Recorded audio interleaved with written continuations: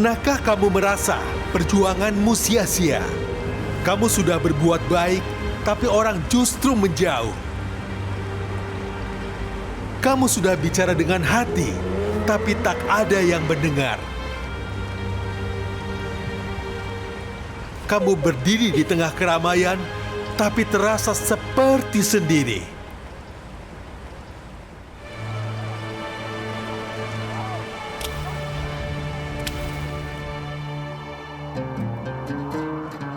Begitulah perasaan seorang manusia pilihan Allah, Nabi Nuh alaihi salam. Seorang nabi yang menyeru umatnya hampir 1000 tahun, namun hanya sedikit yang percaya.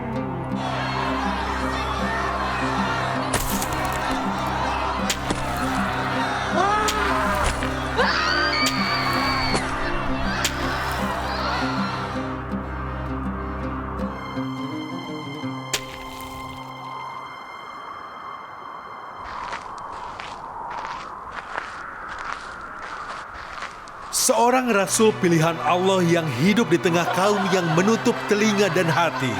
Tapi justru dari kesendirian itulah Allah menunjukkan makna sejati dari kesabaran dan keselamatan.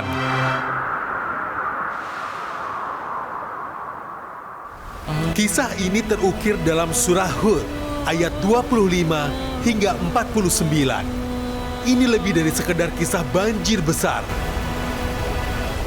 Surah ini juga mencerminkan iman yang tidak karam, bahkan ketika dunia tenggelam. Allah memberitahu bahwa Allah telah mengutus Nuh kepada kaumnya sebagai pembawa peringatan.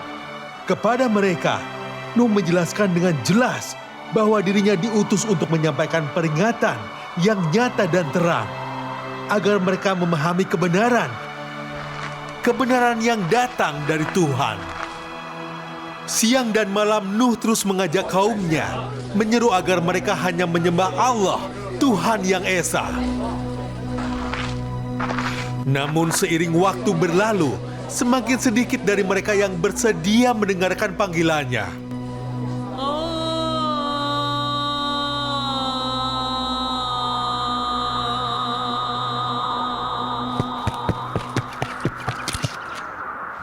Anak-anak tumbuh menjadi dewasa dengan cemoohan terhadap Nuh. Ayah mewariskan ejekan kepada anaknya.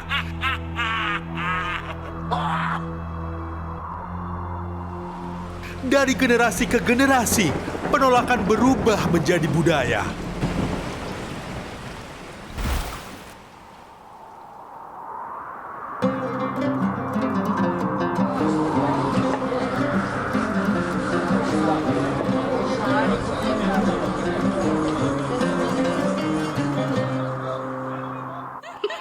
Mereka menegur Nuh dengan nada kesal, mengatakan bahwa ia terlalu banyak membantah dan berdebat dengan mereka. Seolah tak lagi mau mendengar peringatan yang disampaikan kepadanya.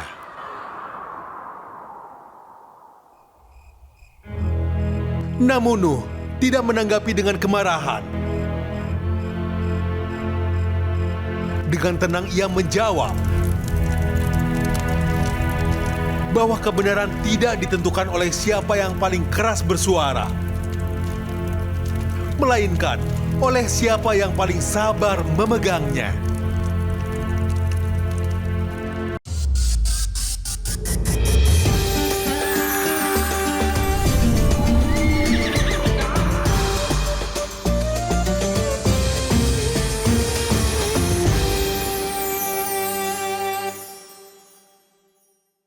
Kita sibuk mengejar pahala baru di bulan Ramadan.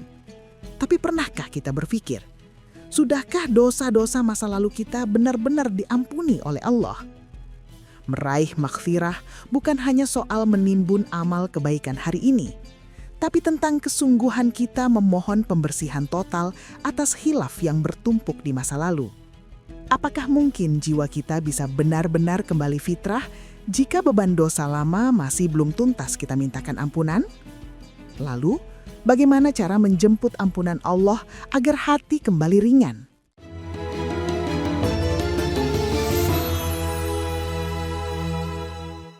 Assalamualaikum warahmatullahi wabarakatuh. Alhamdulillah, alhamdulillahi rabbil alamin, wassalatu wassalamu ala sayyidina Muhammadin wa ala alihi wa sahbihi ajma'in, wa ba'du. Pemirsa dimanapun Anda berada dan juga jamaah yang insya Allah pada hari ini diberikan keberkahan oleh Allah Subhanahu wa Ta'ala. Bagaimana kabarnya, sehat? Alhamdulillah. Baik bunda-bunda yang dimuliakan Allah, terkadang kalaulah kita memikirkan dosa, kita seringkali teringat dengan dosa masa lalu kita. Walaupun kita sudah tidak mengulanginya lagi, walaupun kita sudah bertaubat kepada Allah Subhanahu wa Ta'ala, terkadang masih teringat di dalam benak kita bahwa kita pernah melakukan kesalahan tersebut. Apakah itu tandanya Allah Subhanahu wa Ta'ala tidak menerima taubat kita? Jawabannya belum tentu. Kalaulah kita bersungguh-sungguh untuk meninggalkan maksiat kepada Allah, kemudian juga kita istiqomah taat kepada Allah Subhanahu wa Ta'ala, boleh jadi itu hanyalah godaan iblis untuk kita mengingat dosa kita yang belum diampuni, seakan-akan belum diampuni oleh Allah Subhanahu wa Ta'ala. Karena Allah Subhanahu wa Ta'ala itu innallaha tawwabur rahim.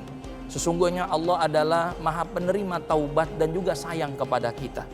Oleh karena itu beruntunglah kita masuk di bulan Ramadan yang penuh maghfirah, ampunan Allah Subhanahu wa Ta'ala.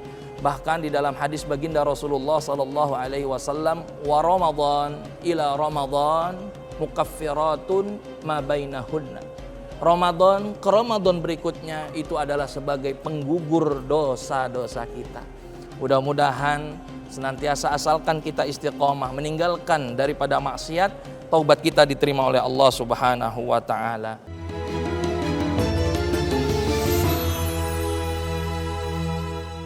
Masya Allah. Allah Subhanahu wa Ta'ala berfirman, wasari'u ila maghfiratin mir rabbikum wa jannatin arduhas samawati wal ard.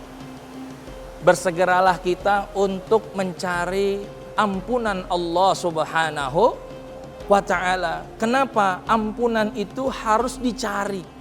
Ampunan itu harus kita tadahkan tangan kita kepada Allah dengan penuh keseriusan, dengan penuh kesungguhan. Karena bagaimana mungkin Allah mau menerima taubat kita asalkan ternyata punten, mohon maaf, taubat kita itu adalah taubat sambel.